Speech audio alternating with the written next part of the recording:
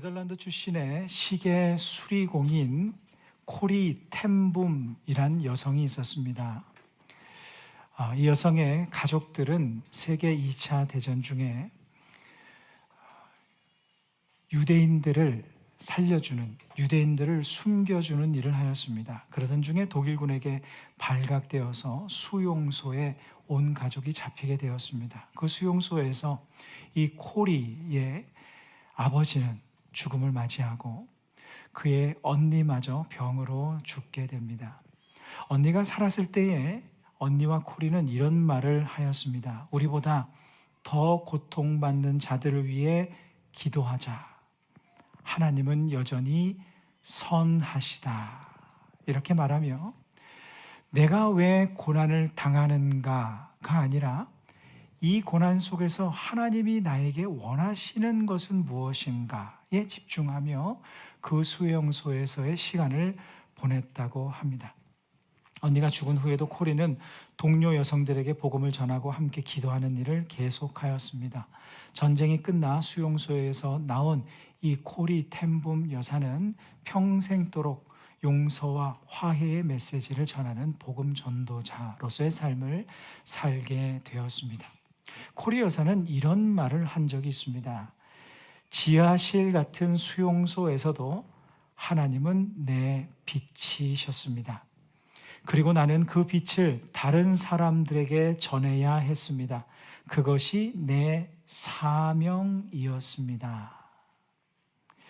코리 텐붐 여사가 그 고통스러운 수용소에서 오히려 힘차게 살 수 있었던 것은 고난이 있는 자신의 상황보다 그 고난 속에서 자신이 해야 할 일, 하나님께서 살기 원하시는 그 삶에 집중할 때 그렇게 살 수 있었다. 이런 의미입니다. 즉, 그에게 맡겨주신 사명에 집중할 때 그는 힘있게 그 엄청난 고통의 수용소 생활을 은혜 속에 마칠 수 있게 된 것입니다. 크리스찬은 사명에 집중하며 사는 사람입니다. 크리스찬이라면 하나님께서 내게 원하시는 것이 무엇인가, 원하시는 삶이 무엇인가, 여기에 집중하며 사는 것입니다. 사명에 집중할 때에만 상황에 구애받지 않게 됩니다. 사명이란 무엇일까요? 우리의 삶이 궁극적으로 흘러가는 방향입니다. 하나님께서 궁극적으로 나의 인생 전체를 통해서 완성하실 그 삶의 방향이요 목적을 우리는 사명 또는 소명 또는 비전이라고 부릅니다.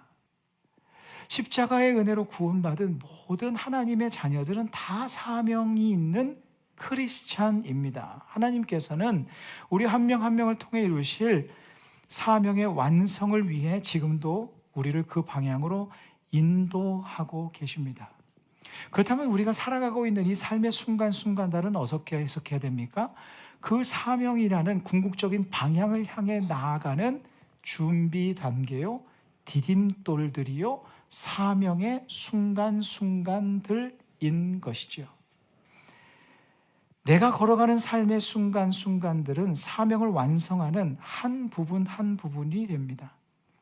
따라서 성도들은 지금 내 삶에서 하나님께서 맡기신 삶이 무엇인가, 하나님께서 원하시는 삶이 무엇인가, 이런 사명에 집중하며 살아가야 합니다. 그 모습을 보여준 사람이 바로 코리 텐붐 여사였습니다. 우리가 매주 나누고 있는 이 사도행전의 사도 바울은 누구보다 사명감으로 충만했던 사람이었습니다. 사명의 삶으로 가득했던 사람이었습니다. 그리고 그 삶은 굉장히 위대한 삶으로 점철되었습니다. 그의 모습을 살펴보면서 우리를 위대한 삶으로 이끄는 사명의 삶이란 실제로 어떤 모습인지 함께 나누기를 원합니다. 바울은 에베소에서의 3년을 사역을 마치고 마게도냐, 고린도, 그리고 지난주 드로아를 거쳐서 오늘 본문의 배경이 되는 밀레도에 이르게 됩니다. 이 밀레도에 이르렀을 때 에베소로 사람들을 보내게 됩니다. 약 45km나 떨어져 있는 에베소로 사람을 보내서 장로들을 초청하여서 그들에게 고별 설교를 합니다. 여러분 조금 이상하지 않습니까? 약 4개월 전에 에베소를 떠났습니다. 그때 작별 인사를 하지 않았을까요? 그때 분명히 했을 겁니다. 그런데 4개월 후에 그것도 45km나 떨어져 있는 약 닷새가 걸린다고 합니다. 그곳에 있는 장로들을 불러서 고별 설교를 따로 한다. 그 내용이 다르기 때문입니다. 본문을 포함한 20장 18절에서 35절의 기록은 바울의 고별 설교인데 그 중에 25절에서 바울은 이렇게 말합니다. 보라, 내가 여러분 중에 왕래하며 하나님의 나라를 전파하였으나 이제는 여러분이 다 내 얼굴을 다시 보지 못할 줄 아노라. 바울은 본래 에베소를 재방문하여서 에베소 교회를 격려하고 교회를 더 견고하게 할 계획이 있었습니다. 그러나 그들을 다시 부른 것은 다시는 나는 에베소 교회로 가지 못할 것 같기 때문이다 라고 말을 합니다. 이것은 무엇을 말하냐면 에베소를 떠나서 약 4개월간 사역을 하는 동안에 그의 심경에 큰 변화가 생겼기 때문입니다. 그 변화는 무엇인가? 성령님의 감동이었습니다. 오늘 본문 사도행전 20장 22절입니다. 보라, 이제 나는 성령에 매여 예루살렘으로 가는데 거기서 무슨 일을 당할는지 알지 못하노라. 공동 번역에는 이렇게 쓰여 있습니다. 이제 나는 성령의 지시를 따라 예루살렘으로 올라가는 길인데, 에베소를 떠난 지 얼마 후에 어느 순간 성령님께서 감동하시고 지시하셨다, 이 말씀입니다. 예루살렘으로 가라는 성령님의 강한 감동을 받았다. 그런데 이후에 한 가지 혼동스러운 일이 이제 일어나기 시작하는데요. 장로들과 이야기를 하고 작별 인사를 하고 예루살렘으로 돌아가던 중에 중간 행선지인 두로에 들르게 되었는데 그 두로에 머물 때 그곳에서 만난 제자들이 이렇게 말을 합니다. 사도행전 21장 4절입니다. 제자들을 찾아 거기서 이레를 머물더니 그 제자들이 성령의 감동으로 바울더러 예루살렘에 들어가지 말라 하더라. 제자들도 성령의 감동을 받았는데 그들은 예루살렘에 가지 말라는 감동을 받았다 이야기합니다. 얼마나 혼동됩니까? 이 글을 읽는 우리도 혼동이 되는데요. 누구의 감동이 맞는 것입니까? 바울이 받은 감동이 맞는 것입니까? 아니면 제자들이 받은 감동이 맞는 것입니까? 다수결로 해야 되는 겁니까? 제자들이니까 제자들이 이기는 건가요? 아니면 연륜으로 스승이니까 더 영성이 깊은 바울이 맞는 것인가요? 바울이 받은 감동, 제자들이 받은 감동 서로 반대입니다. 성령님은 한 분인데 각자에게 다른 감동을 주신 것입니까? 아니면 한쪽이 틀린 것입니까? 무엇이 정확한 성령님의 감동인지 단서를 주는 말씀이 있습니다. 그 뒤에 보면 사도행전 21장 8절에서 12절인데요. 그 내용을 한번 들어보십시오. 이튿날 떠나 가이사랴에 이르러 7 집사 중 하나인 전도자 빌립의 집에 들어가서 머무르니라. 그에게 딸 넷이 있으니 처녀로 예언하는 자라. 여러 날 머물러 있더니 아가보라 하는 한 선지자가 유대로부터 내려와 우리에게 와서 바울의 띠를 가져다가 자기 수족을 잡아매고 말하기를 성령이 말씀하시되 예루살렘에서 유대인들이 이같이 이 띠 임자를 결박하여 이방인의 손에 넘겨주리라 하거늘 우리가 그 말을 듣고 그곳 사람들과 더불어 바울에게 예루살렘으로 올라가지 말라 권하니. 여기서 말하는 우리가라는 건 바울 일행을 말하는 겁니다. 자, 보십시오. 성령님께서 주신 예언의 정확한 내용이 무엇이었습니까? 예루살렘으로 올라가면 바울이 핍박을 당하고 결박을 당해서 로마로 넘겨질 것이라는 내용이었습니다. 이러한 감동과 지시하심, 예루살렘으로 가면 핍박이 있을 것이고 환난이 기다린다는 내용은 바울과 두로의 제자들과 가이사랴의 사람들, 아가보가 똑같이 성령에게 받은 내용이었습니다. 그러면 차이는 무엇이었는가? 그 같은 내용을 그런 일이 있을 것이다 라는 성령님의 예언, 그 같은 감동을 들은 사람들의 해석의 차이였던 겁니다. 예루살렘에 올라가면 핍박과 환난을 당하게 될 것이라는 성령의 감동을 듣고 두로의 제자들과 가이사랴의 사람들과 바울의 일행들은 이것은 성령께서 가지 말라고 하신 그러한 말씀이다라고 해석한 겁니다. 성령께서 가지 말라라고 말씀하신 것이 아니라 가라 가지 말라 그것이 아니라 그렇게 기다릴 것이다. 그러나 단 한 명, 그 핍박과 환난을 당할 당사자인 바울만 그 성령의 감동을 가지 말라는 것으로 해석하지 않았습니다. 차이가 무엇이었을까요? 바로 사명감의 차이였습니다.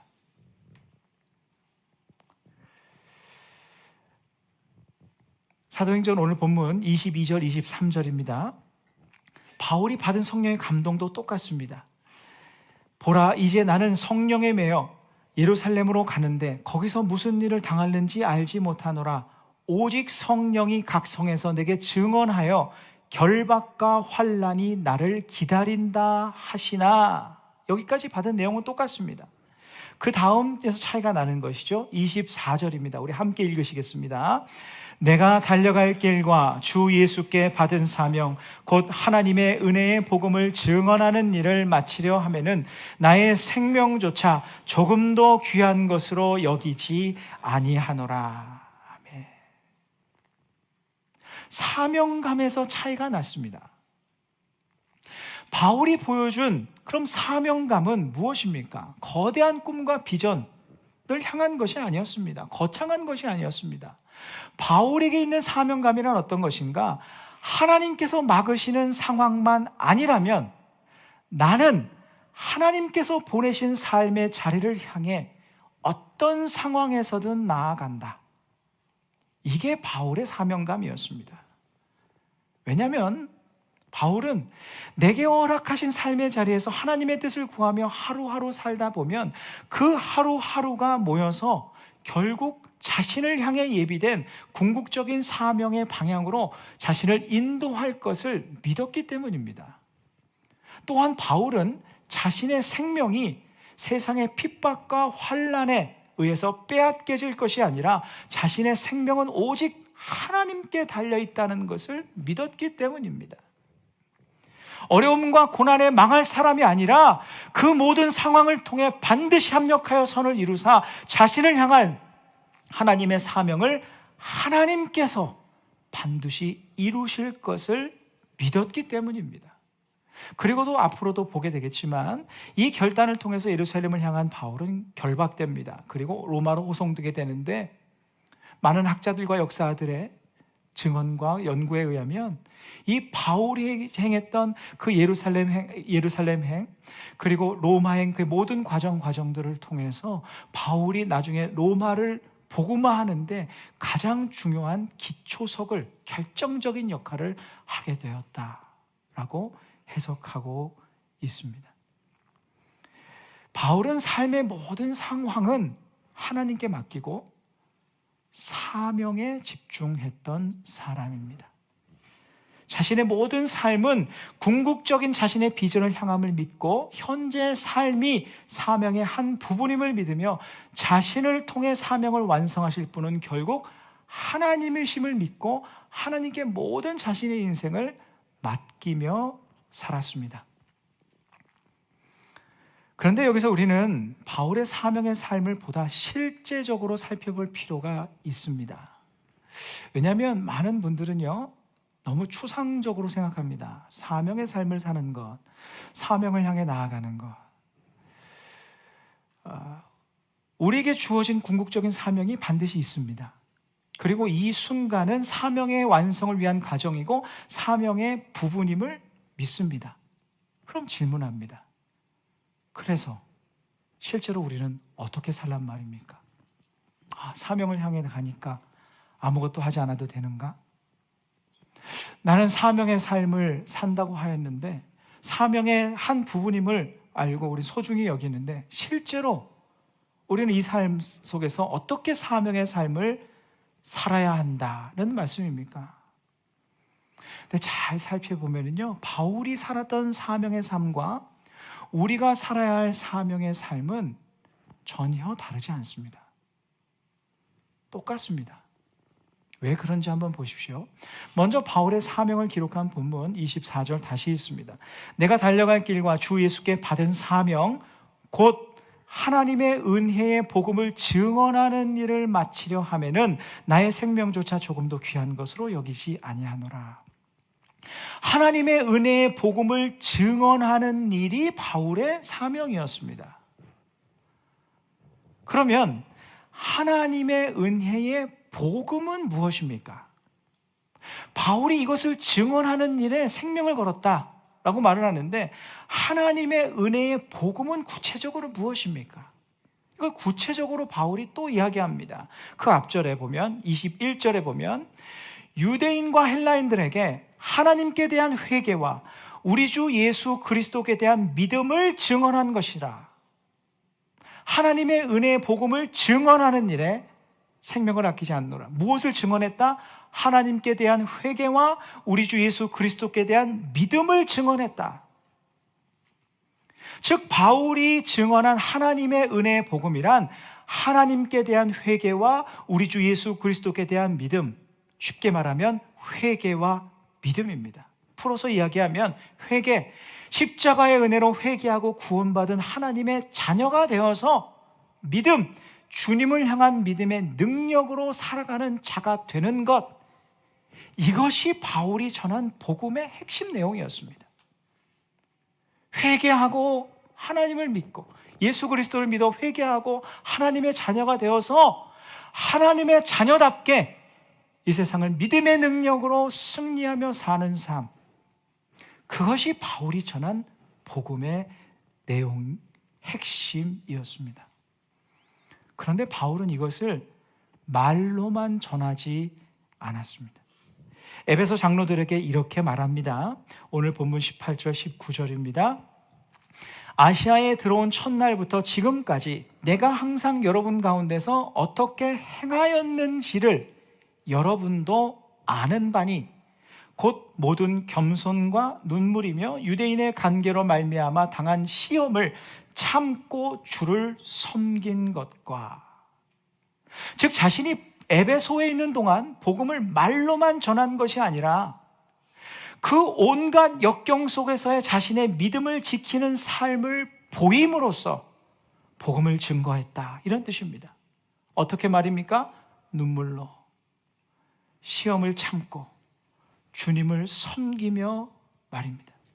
이 모습을 보고 사람들이 예수 그리스도에 대한, 저 사람이 누구이길래 그 힘든 상황 속에서도 하나님을 경배하지, 하나님을 찬양하지. 에베소에 있는 많은 사람들이 그 안에 계신 예수 그리스도에 대한 관심을 갖게 되고, 그래서 회개하고 주님께 돌아오게 되고, 또 도전을 받게 되고 함께 믿음의 성장을 이루어서 견고하게 선 에베소 교회가 된 것입니다. 이것을 알지 않느냐라고 이야기하는 거예요. 심지어 고린도 15장에서는요, 바울은 에베소에서 살 소망까지 끊어질 정도로 많은 시련들을 당했다라고 말합니다. 그 모든 상황을 바울은 믿음으로 견디고 이겨냈다. 회개하고 하나님의 자녀가 된 자로서 하나님을 믿는 그 믿음으로 견디고 이겨냈다. 즉 있는 자리에서 믿음을 지키며 사는 삶을 자신의 사명으로 여기며 살았다, 이런 뜻입니다. 내게 주어진 삶의 자리에서 믿음을 지키며 사는 삶을 자신의 사명처럼 여겼다. 여러분, 이것이 우리가 살아가야 할 사명의 삶입니다. 구원을 말로만 말하는 사람이 아니라 구원받은 자의 모습을 삶으로 보여주는 것, 그것이 사명의 삶입니다. 믿음을 말로만 말하는 것이 아니라 주님을 향한 믿음을 삶으로 말하는 것, 사명의 삶입니다.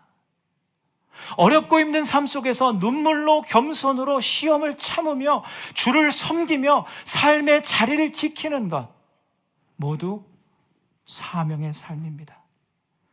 그렇게 사명의 삶을 살다 보면 바울의 삶처럼 그 삶의 자리들이 어느덧 하나님께서 우리를 궁극적으로 인도하실 사명을 향한 디딤돌들이 되어 있을 것입니다. 우리는 요즘 무엇을 사명처럼 여기며 살고 있습니까? 여러분, 무엇을 사명처럼 여기며 사시나요? 성공하는 것, 그것이 나의 사명입니다. 내가 열심히 공부하고 열심히 돈을 벌어서 부를 쌓아서 풍요를 누리는 삶, 내 앞에 닥쳐진 이 문제를 해결하는 것을 사명처럼 여기며 살고 있으십니까? 그렇다면 우리는 끊임없이 상황에 흔들리는 삶을 살 수밖에 없습니다. 그런 삶은 세상 사람들도 다 그렇게 삽니다. 그것은 사명의 삶이 아닙니다. 아니면 내게 주어진 삶의 자리에서 믿음을 지키며 사는 것, 하나님을 향한 믿음으로 사는 것을 사명처럼 여기며 살고 있습니까? 그렇다면 우리는 바울과 같은 견고한 사명자의 삶을 살게 될 것입니다. 여러분, 사명은 거창한 것이 아닙니다. 사도 바울처럼 선교사가 되고 뭔가 특별한 일을 해야 사명의 삶을 사는 것만이 아닙니다. 하나님께서 내게 맡기신 궁극적인 사명이 있음을 믿고 지금 내게 주어진 삶의 자리, 하나님께서 허락하신 삶의 자리에서 믿음을 지키고 믿음으로 사는 것이 사명의 삶의 가장 기본입니다. 사랑하는 성도 여러분, 우리 모두는 사명자들임을 잊지 마십시오. 복음을 삶으로 살아내야 되는, 믿음을 삶으로 살아내야 되는 사명자들입니다. 그러나 여러분, 이 삶이 결코 작지 않습니다. 결코 쉽지 않습니다. 여러분, 사명의 삶이 고작 그거야? 믿음으로 사는 거야? 여러분, 쉽지 않습니다. 복음을 전하다 받는 핍박을 견디는 것만 어려운 것이 아닙니다. 매일의 삶 속에서 내게 던져지는 삶의 고단함과 유혹과 타협의 마음, 이것을 믿음으로 이겨내는 일 결코 쉽지 않습니다. 고통스러운 상황 속에서 오직 주님만을 바라보며 힘있게 매일 매 순간을 살아가는 것 쉽지 않습니다. 끊임없이 올라오는 교만한 마음을 누르고 주 앞에 겸손한 자로 사는 것 쉽지 않습니다. 눈물을 흘릴 수밖에 없는 아픔의 상황을 믿음으로 견디는 일 쉽지 않습니다. 시험을 참는 일, 그리고 세상 의지하지 않고 오직 주님을 의지하기 위해서 나의 주님을 나의 인생의 주로 섬기는 일 쉽지 않습니다. 이 믿음의 삶, 사명의 삶은 쉽지 않습니다. 그러나 하루하루 상황은 더욱더 주님께 맡겨드리고 믿음을 지키는 것을 사명으로 여기며 살아보십시오. 믿음을 지키기 위해서 우리는 어떤 노력을 하고 있습니까? 믿음을 지키는 것을 정말 나의 사명처럼 여기며 날마다 기도의 자리로, 날마다 말씀의 자리로, 예배를 사모하는 자리로 나가느냐는 말입니다. 말은 쉽지만 그렇게 사는 사람이 거의 없습니다. 믿음의 삶, 사명의 삶을 살기 위해 사명처럼 여기며 내 삶의 자리에서 주님을 초대하며 주님께 내 삶을 맡겨드리며 믿음을 지키는 사람을 많지 않습니다. 매일의 사명처럼 믿음을 지키며 살아가 보십시오. 그 사람은 결국 바울처럼 위대한 사명의 길을 반드시 걷게 될 것입니다. 오늘 말씀을 준비하면서 문득 이런 질문이 생겼습니다. 왜 성령님께서 굳이 예루살렘에서 환란이 기다리실 것이다 미리 알려주셨을까? 여러분 궁금하지 않으세요? 이거 굳이 알려주셨어야 했나? 알려주시는 바람에 서로 막 혼란이 일어나고 간에 만에 맞고 나는 가야 한다는 말이죠. 성령님께서 왜 말씀하셨을까요? 겁을 주기 위함이었습니까? 그 전에는 그런 말씀을 하신 적이 없으십니다. 그런데 예루살렘으로 올라갈 때 예루살렘으로 올라가라, 예루살렘으로 올라가면 환란이 기다릴 것이다 라고 미리 그에게 알려주신 것은 그 이유는 무엇입니까? 하나님은 지금 바울에게 이렇게 묻고 계신 겁니다. 그래도 갈 것인가?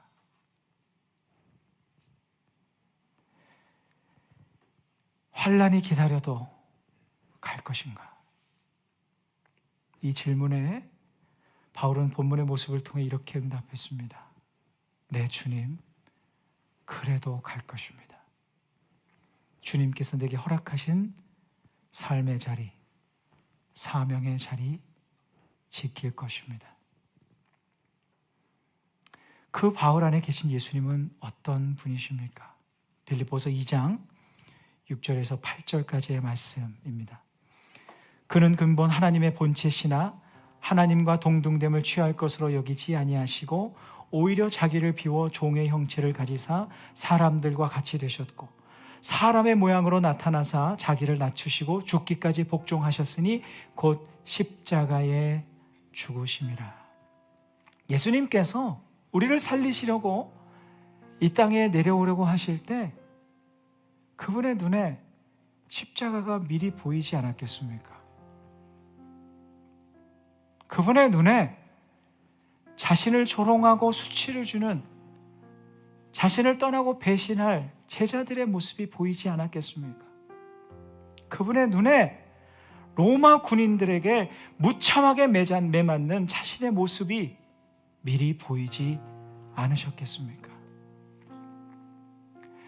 그때 만에 하나님께서 예수님을 향하여 환란이 기다린다, 핍박이 기다린다, 그래도 가겠는가 물으셨다면 예수님께서 무엇라고 답하셨겠습니까?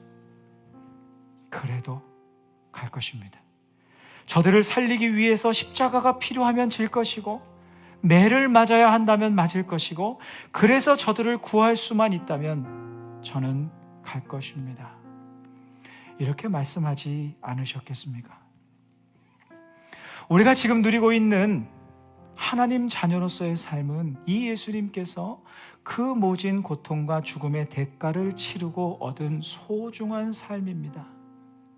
모든 것을 감수하고 이 땅에 오사 십자가를 견디신 주님께서 주신 참 귀한 삶을 우리는 살고 있습니다. 주님께서 우리에게 바라시는 것은 여러분 복잡한 것이 아닙니다. 단순합니다. 주님의 십자가의 은혜를 누리는 일입니다. 회개와 믿음, 즉 구원받은 하나님의 자녀로서 주님을 향한 믿음을 굳게 붙들고 사는 삶입니다. 삶의 곤고함이 나를 흔들어도, 삶의 어려움이 나를 지치게 해도, 눈물 흘릴 수밖에 없는 척박한 현실 속에서도 나를 향한 주님의 사랑과 계획을 믿고 그 믿음으로 하루하루 힘내어 소망 가운데 살아가는 삶입니다. 그것이 내 삶이건 내 가족과 관련된 삶이건 주변을 돕고 섬기는 일이건 내 일터에서 일어난 일이건 그것이 무엇이든지 간에 나의 믿음의 자리를 지키는 것을 사명으로 여기며 매일 매순간을 살아가는 삶입니다. 오늘 본문 속 기록된 그 주님께서는 우리가 모인 예배의 시간, 이 시간 우리에게 동일하게 물으실 것입니다. 그래도 갈 것인가? 삶의 예루살렘을 향해서 곤고함이 기다려도 그래도 주님을 믿는 믿음 붙들고 나아갈 것인가? 이 질문에 믿음으로 응답하는 우리 모두가 되기를 소망합니다.